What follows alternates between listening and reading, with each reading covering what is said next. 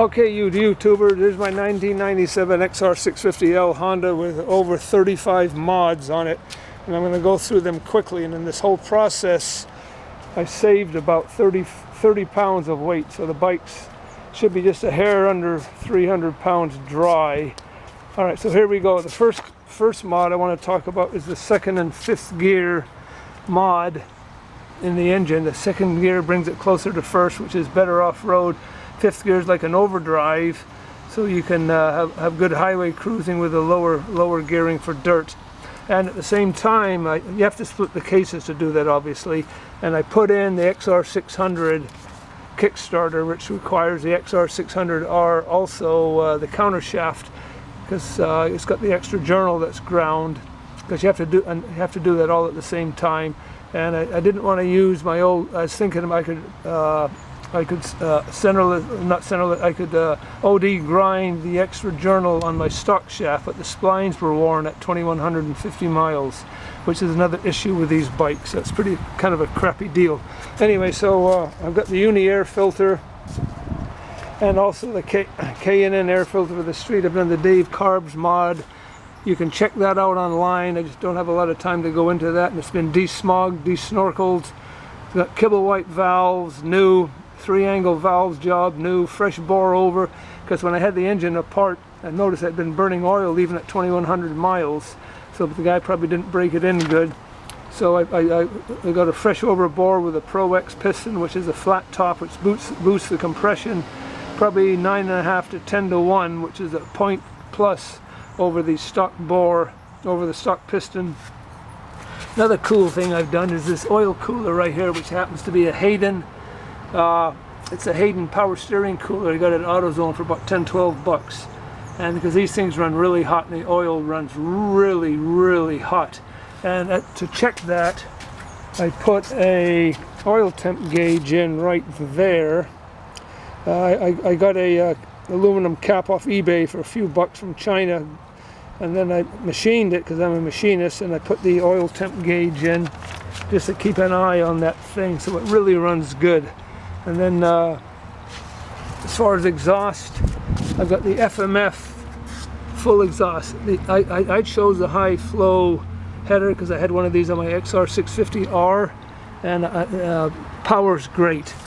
And I put my own aluminum little heat shield on there all the way back to the PowerCore 4, wherever it is, PowerCore 4 silencer, which works good.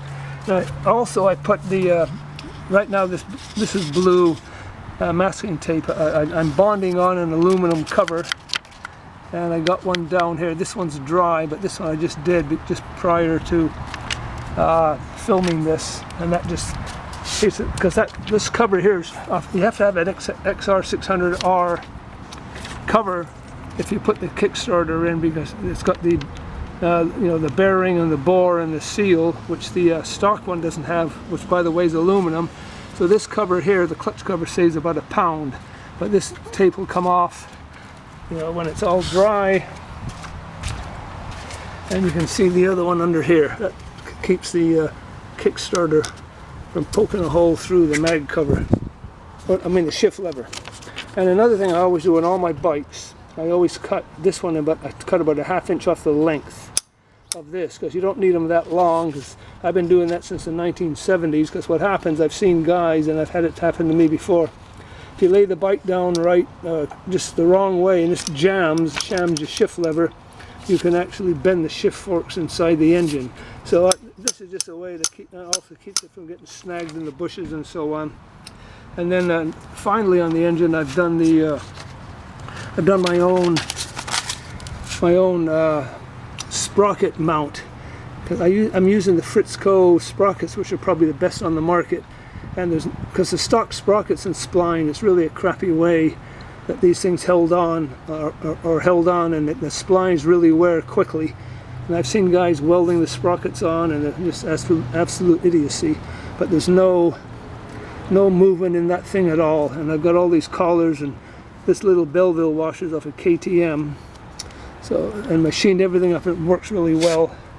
And the engine itself, other than the kibble white valves, and well, that's it, engine stock except for the Pro X piston. There's no cam in it. the hot cam stage 1 does not incorporate the auto decompressor, so you can't use that, and I didn't want to use that. And if you use anything wilder than that, the rocker arms wear quick, so I just didn't want to do that. And then said Dave Carv's mod, you can check online how that works. Okay, now for the chassis mods.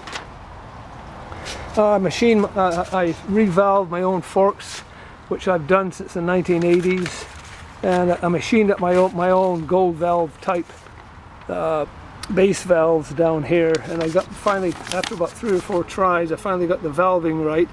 And the stock springs were 0.44. I cut them according to Super Hunky Rick Simon. He's got, when he worked at Works Performance, he's got a little video or a little web page on that. You can Google that, Rick Simon Super Hunky cutting springs. Find out more. You don't have to spend $130 on springs if you have a welding torch to heat and close the ends up and so on. It's really an easy way to do it. I did the back spring, the shock spring as well. Stock is a 10.5. It's now about 11.5. And so anyway, so the forks work really well. They work really great.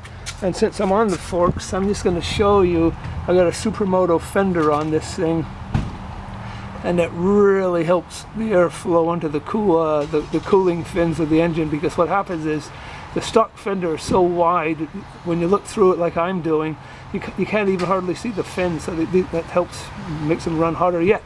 There's another view of the oil cooler, which is on the return line, back up to the sump. More chassis mods. I got these mini turn signals on, 4 of them here. These are great. You know, they got bendable rubberized stocks. They're incandescent, so they're really bright. Really, they're like 21-watt bulbs. They're really bright. And then another thing I put on is a RSW triple clamp. I was going to machine my own, but man, what a pain in the butt to measure it. All the offsets and all the thing for the little bracket, oh, the little lug for the ignition switch. Anyway, so I picked this up, and I actually even machined my own risers, 2.5 inch, and these are KTM, stock KTM top clamps. I didn't have to machine those, I didn't want to. And I got dozens of these things. CR high fat bars. So these bars are 2.5 inches higher than the stock ones, because if you're familiar with the stock ones, it's like riding with your feet in your lap or your hands in your lap. Shorten the levers, great. And I have my RAM USB port or USB mount. My Garmin mount by RAM, and a USB power port right inside here, right next to the speedometer. Run the wire up. I can do my cell phone or my Garmin. Right now I'm running the stock mirror just for the street, but when I go off road, I unscrew these, and I got these the little Acerbis ones, the little dual sport plastic ones, and I took about 1/2 inch off the stock of those, turned them around, epoxy that into the hole of the ball, because you'll figure it out if you want to do that. Then put a little wood screw underneath, and I've never had one fail. And they're really short and stubby, and they work really well, and they don't vibrate in the wind. Okay, and I have a skid plate, although it's not mounted right now, because it was off an ATK 604. I just wanted maximum airflow to the engine, because I do a lot of street riding as well. I want to try to keep the oil temps down to around 200. And also I machined this little heat sink that goes under the oil supply line. Oil pumps right inside of there, so this is great. Anything that'll keep the oil cool. IMS 4-gallon gas tank. The stock one's 2.8. This one here is 4.0, and it's about a pound or so, £1.25 pounds lighter than the stock Steels tank. Maybe even 1.5 pounds if you include all those funky little scoops, the OEM scoops that they have. I took the battery, the stock battery, the lead acid battery, which is behind here, took that out, put a Shirai lithium battery in under here, moved the CDI and fuse box and all the other stuff up under the seat. That saved close to 10 pounds. This here is a side cover of an XR600R flush mount, so that's great, works great. Slip streamer windshield, Yeah, by Spitfire slipstream or windshield just for the street. If I do any enduro or dual sport rides, I'll be using that as well. Works great. Works great. Drill the air box, get some more airflow. Let me see, shorten bar level levers, and also the rear wheel spacers. I machined those out of aluminum, and the little collar on the shock there that holds the spring in, machined those out of aluminum. That saved half to 3/4 of a pound. And then the case savers and so on. So anyway, so I've got well over 35 mods on this bike. The next thing I want to try is a FCR key and carburetor. But I've heard guys doing that, and they say that's the best mod. Well, yeah, it probably is, but I don't have any starting issues, any flooding issues like you would with those.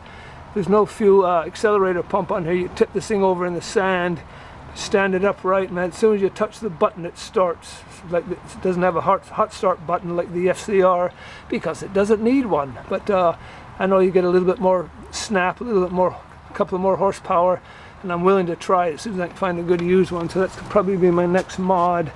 And I'm running 80/20 tires on it now, but I run knobbies off-road. And then the tail light here is off a KDX 200, and I put a 3-wire socket in here, soldered the ground on and so on. So I got the brake light, stop light, and it's really bright. And the next thing I'm trying to do is figure out how I can turn the headlights off, the lights off while running on the street. But there's all these diodes and all these safety features that's hard to do.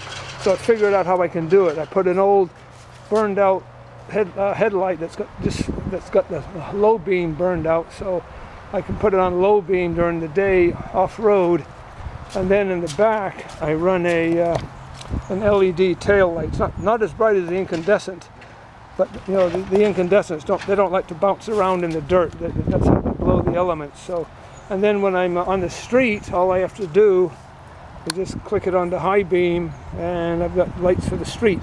When I go to the dirt, no lights. That's with the burned out low beam stock. So I got to figure out another way how to do it easily. Anyway, so there we are. And another mod I did. Apparently these things have pretty crummy CDI boxes from the factory.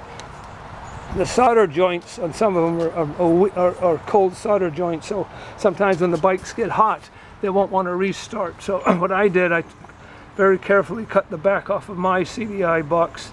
I went in there and resoldered all of the suspect solder joints, and never had an issue.